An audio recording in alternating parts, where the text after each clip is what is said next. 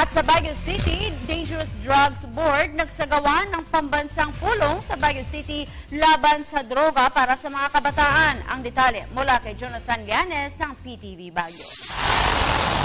Umabot sa 44 na universidad at kolehiyo na kinibibilangan ng 200 estudyante ang nakibahagi sa 3 araw na pambansang pulong dito sa lungsod ng Baguio na naglalayong papalawigin pa ang laban sa droga.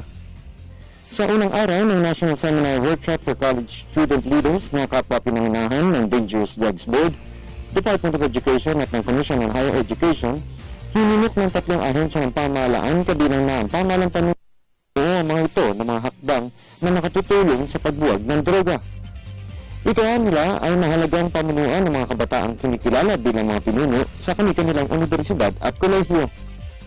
After this, we will come out with also to the workshop also wherein they will split out the message. Kaya ko ito na walang droga. Ipinarating naman ni Baguio City Mayor Mauricio Bonoga ng mga negatibong epekto ng droga sa kabataan. Ayon sa kanya, bilang inaasang pinuno ng bansa sa hinaharap, mahalaga ang katayuan ng mga kabataan sa ngayon upang simulan ng mga programang lalaban sa droga. The parents will always come at us. Knowing us that we come ahead, it will always come at us. Lagi are those young people who will use themselves as their own specimen just to experience and have the opportunity to live long.